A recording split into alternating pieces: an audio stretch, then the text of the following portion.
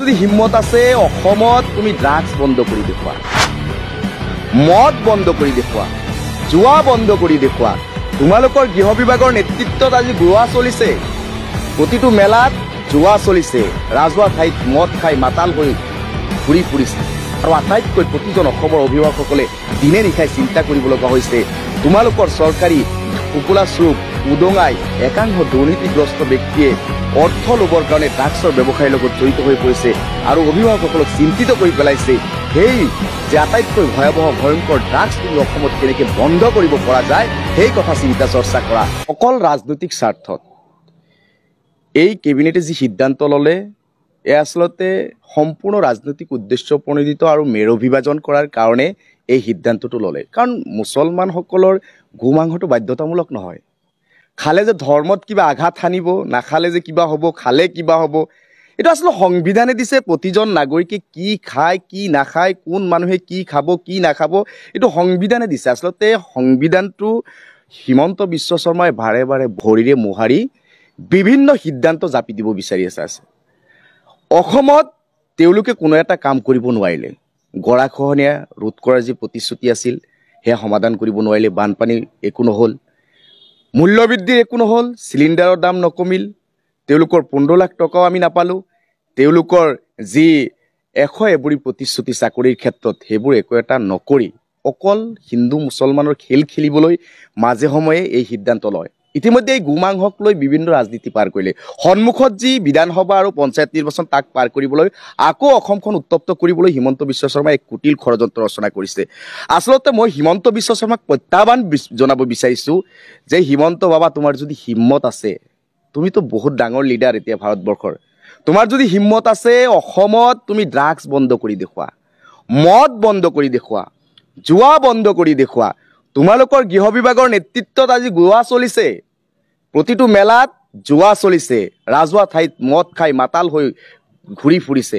আৰু আটাইতকৈ প্ৰতিজন অসমৰ অভিভাৱকসকলে দিনে নিশাই চিন্তা কৰিব লগা হৈছে তোমালোকৰ চৰকাৰী টোপোলা স্বৰূপ উদঙাই একাংশ দুৰ্নীতিগ্ৰস্ত ব্যক্তিয়ে অৰ্থ ল'বৰ কাৰণে ড্ৰাগছৰ ব্যৱসায়ৰ লগত জড়িত হৈ পৰিছে আৰু অভিভাৱকসকলক চিন্তিত কৰি পেলাইছে। সেই যে আটাইতকৈ ভয়াৱহ ভয়ংকৰ ড্ৰাগছ তুমি অসমত কেনেকৈ বন্ধ কৰিব পৰা যায় সেই কথা চিন্তা চৰ্চা কৰা। কেন্দ্ৰীয় চৰকাৰৰ নেতৃত্বত আজি আদানী এয়াৰপৰ্ট কিয় বনালে তাতো ৰহস্য আছে। সমগ্ৰ ভাৰতবৰ্ষ অসম যে ড্ৰাগছে চানি ধৰিছে তাত তোমালোকে কি পদক্ষেপ ল'লা সেই কথা চিন্তা কৰা। গতিকে এইবোৰ সস্তীয়া, আচলতে আছুৰ সভাপতি উৎপল শৰ্মা ডাঙৰীয়াই যি কথা কৈছে যে অসমত কৰিবলৈ ভাবিবলৈ পাতিবলৈ বহু কাম আছে, সেই সস্তীয়া কথা বাৰ্তাবোৰ আৰু ধৰ্মীয় মেৰু বিভাজনৰ যি ৰাজনীতি তোমালোকে চলাই আছা সেয়া বন্ধ কৰা। অসমৰ ৰাইজে তোমালোকক ভাল পাব, অন্যথা অসমৰ ৰাইজে তোমালোকক বয়কট কৰি 26ত নতুন চিন্তা কৰি নতুন চৰকাৰ আনিবলৈ চেষ্টা কৰিব। আচ্ছা, গো মাংসলৈ দীৰ্ঘদিনে এক বিতৰ্ক চলি আছে। আচলতে ধৰ্মত ক'তো লিখা নাই গো মাংস আমি খাব লাগিব মুছলমানসকলে। এইটো ধৰ্মীয় কোনো কথা নহয়, এইটো খাদ্যাভাসৰ কথা। সংবিধানে অধিকাৰ দিছে কোনে কি খাব, এইটো হিমন্ত বা হিমন্তৰ পৰিয়ালে হিমন্তৰ কেবিনেটে ঠিক কৰা কথা নহয়। আচলতে সংবিধান আছে ভাৰতবৰ্ষত, সেই সংবিধান মতে আমাৰ প্ৰতিজন ভাৰতীয় আমি চলি আছোঁ। তাত সংবিধানখনক বাৰে বাৰে ভৰিৰে মোহাৰি এই হিমন্ত বিশ্ব শৰ্মা নামৰ এই বস্তুটোৱে যি কৰিব বিচাৰিছে আচলতে ইয়াত সমন্বয়ৰ এক ব্যাপক ব্যাঘাত জন্মাৰ পৰিৱেশ এটা সম্ভাৱনা আছে। গতিকে অসমখনৰ সমন্বয় ৰক্ষাৰ স্বাৰ্থত প্ৰতিটো দল সংগঠন প্ৰতিজন অসমীয়াই আমি একত্ৰিতভাৱে এই খাদ্য বস্তুক লৈ লাগি থাকিব নালাগে। আমি কেনেকৈ উন্নয়ন কৰিব পাৰোঁ, অসমখনক বিশ্বৰ দৰবাৰত কেনেকৈ উজ্বলাই তুলিব পাৰোঁ, হাতে কামে এইবোৰ কাম আমি কৰিব লাগে। গতিকে এই সস্তা কথাবোৰ বাদ দিবলৈ লাগে। কোনো লাভৱান নকৰে। অসম আজি বহু শিক্ষিত হ'ল। আগৰ দিনত অসমত যে শিক্ষাৰ পাৰ্চেণ্টেজ এতিয়া বহুত উৰ্ধত হ'ল।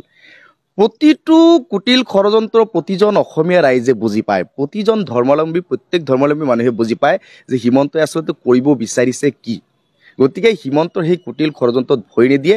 এক যি বিপ্লৱৰ সূচনা হৈছে আমাৰ, আপোনালোকে জানে বিৰোধীৰ বিজেপি বিৰোধী এক বিপ্লৱ যি আৰম্ভ হৈছে, সেই বিপ্লৱৰ ঢৌত হিমন্ত ভাহি উঠি ব্ৰহ্মপুত্ৰ নদীত পৰিব।